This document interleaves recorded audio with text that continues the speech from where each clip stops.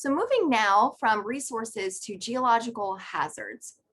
We've touched on a few of them, but the things like earthquakes, volcanoes, floods, and landslides, they're all normal Earth processes that made and shaped our Earth throughout geological time. Here are the definitions of them. So earthquakes are sudden movements in Earth's crust that occur along faults, and those faults are technically planes of weaknesses in Earth's crust. And this is where one rock mass slides past another one, such like when we see two plates colliding.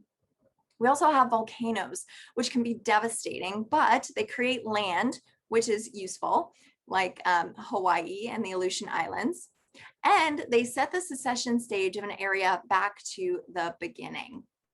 And then finally, often coupled with earthquakes are tsunamis, which are giant sea swells that can move at speeds in excess of about 600 miles per hour.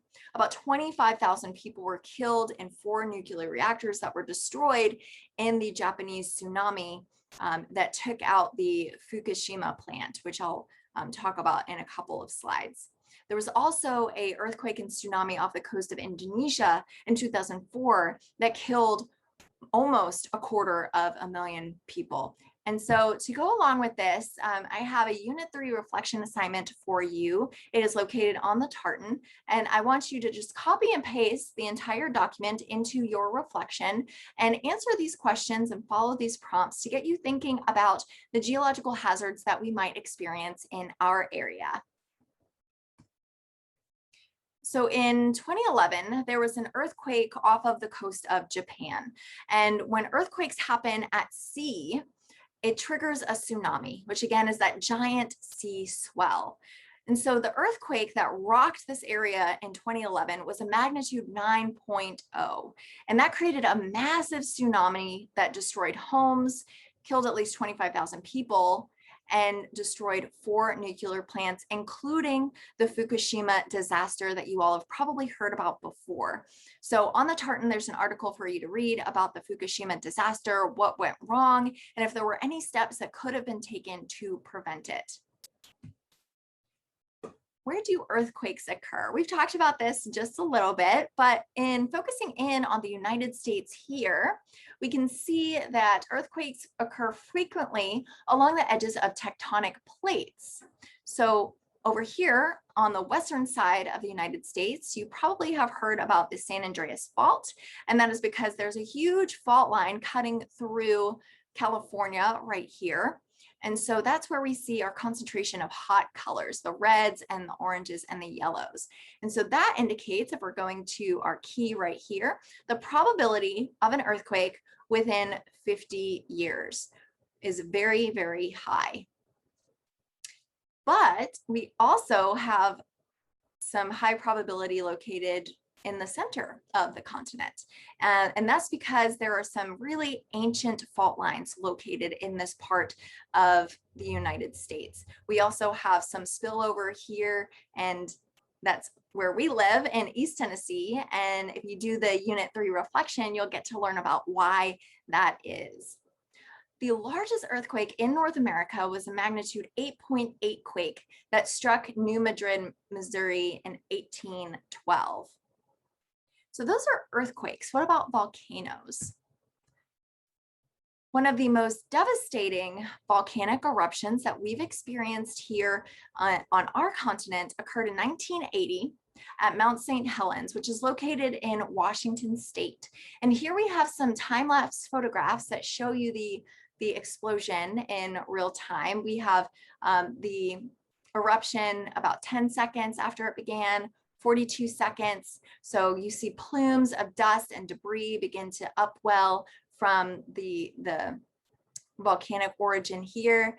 About a minute later, things are falling down slope, and then 60 seconds later, it's just unrecognizable from just a minute previous. So this is your typical stratovolcano that you're probably most familiar with.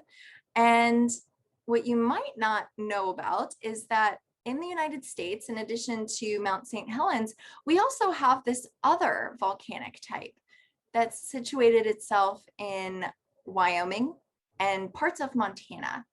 This is Yellowstone. And Yellowstone, the national park that you might be familiar with, is actually a hotspot supervolcano.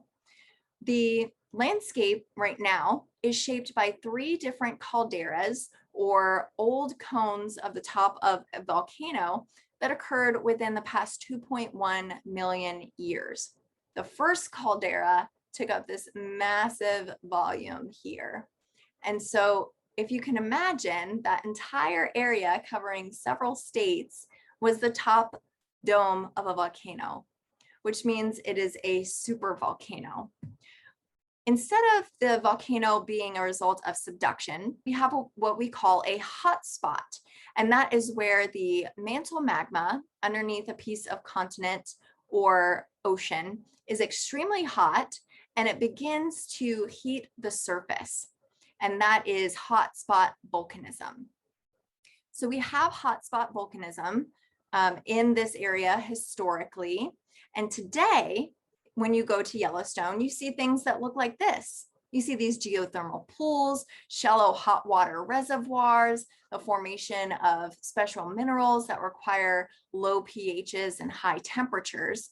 And that's all because Yellowstone is sitting on this massive hotspot. So I did a little research to see, when the last time Yellowstone erupted was, and if it's overdue for a volcanic eruption. And relax, Yellowstone is not overdue for an eruption. Volcanoes actually don't work in predictable ways. Their eruptions don't follow predictable schedules. So in terms of explosions, Yellowstone has experienced 3, all within the past 2.1 million years that have left its scar on the surface of the Earth.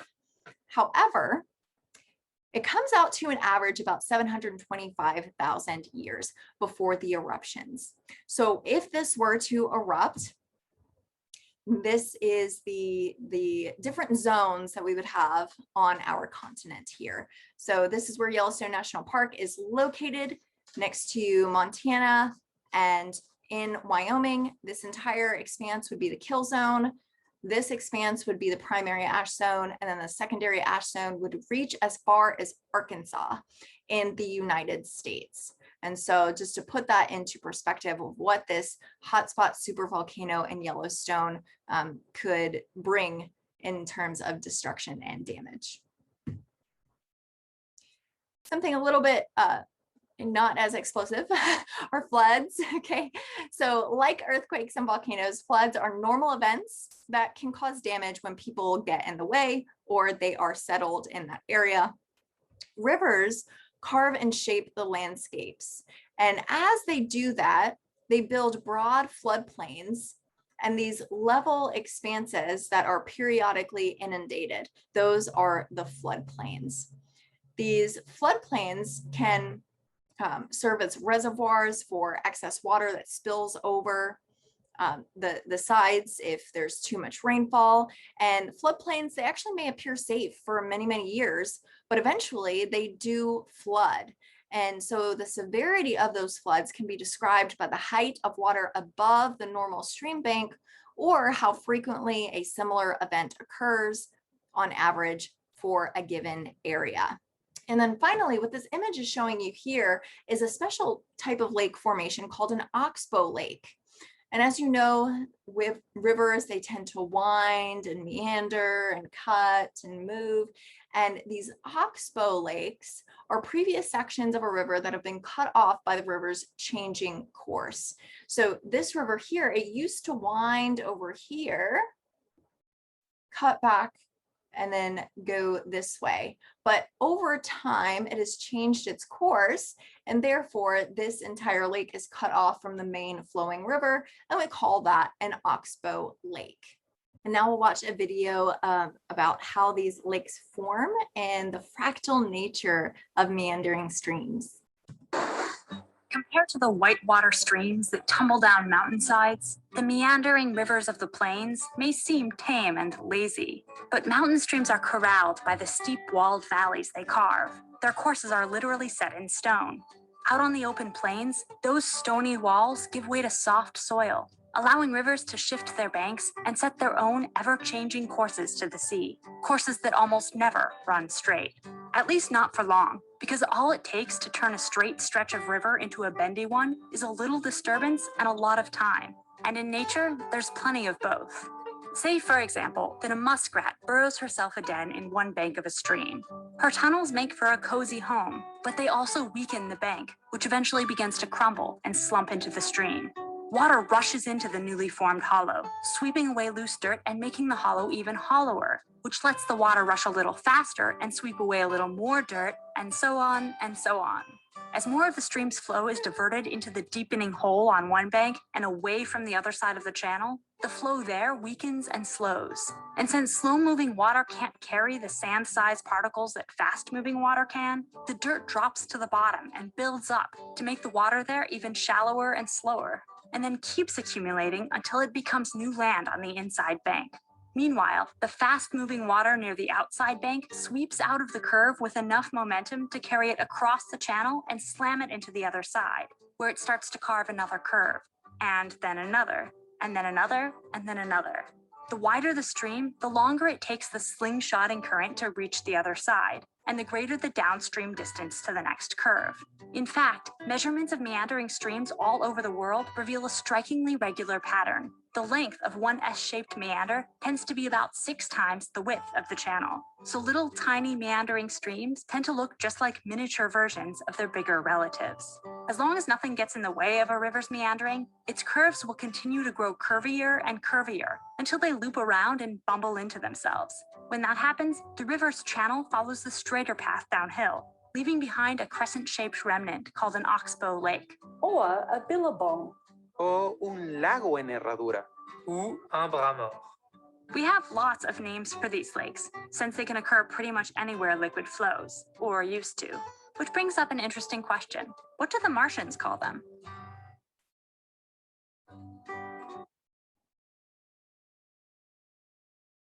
So let's talk about flood control.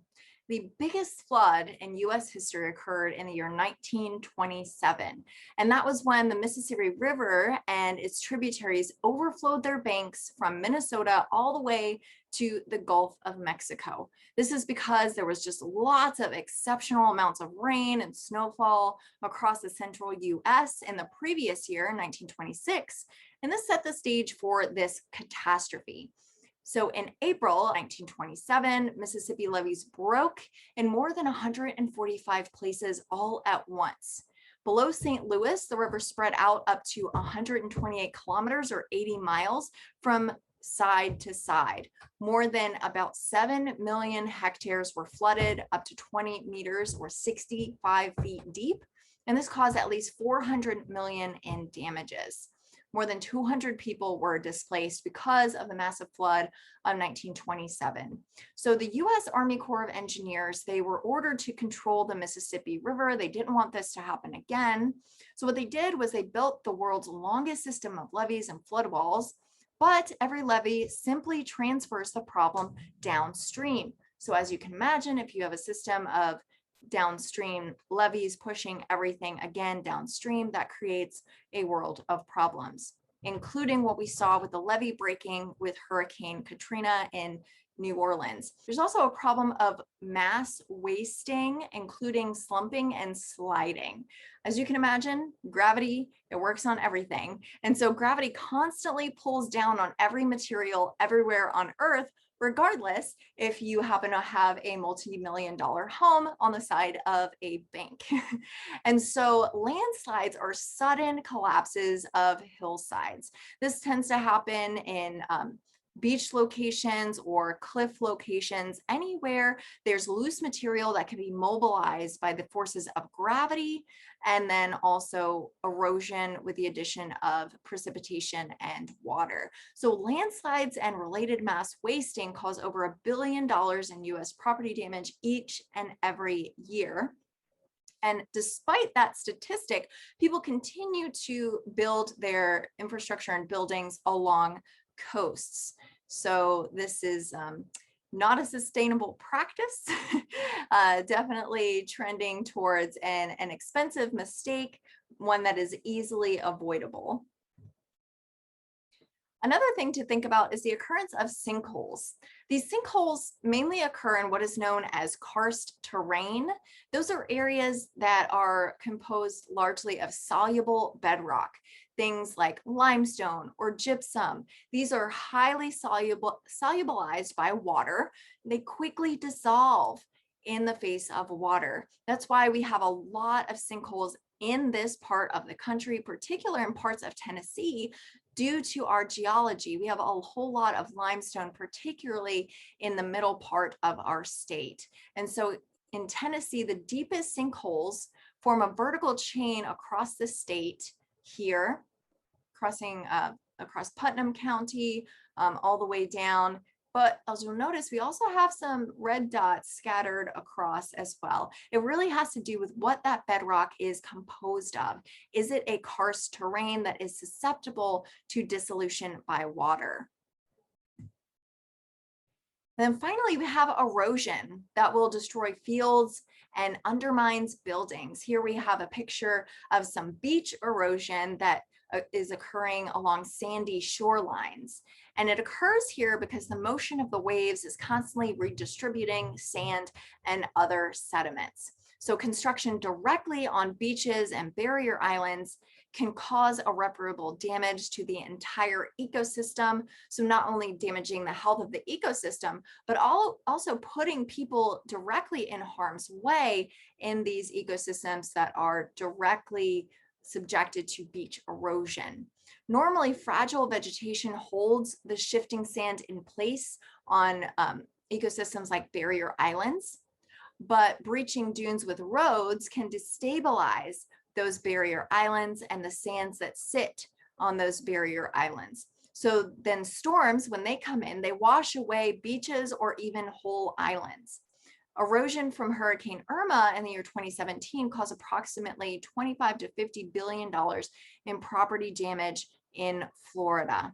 And FEMA estimates that about 25% of all coastal homes in the United States could have the ground washed out from under them by the year 2060 as intensified storms and rising sea levels caused by global warming make barrier islands and low-lying areas even riskier places to live. So to conclude, geological hazards, including earthquakes, volcanic eruptions, tsunamis, floods, and landslides, represent major threats. Devastating events have altered human history many times in the past, sending geopolitical, economic, genetic, and even artistic repercussions around the planet. Earth resources such as gas, coal, and oil are the foundation of our economy as it stands today, and many materials can be and should be recycled because it saves money, energy, and environment.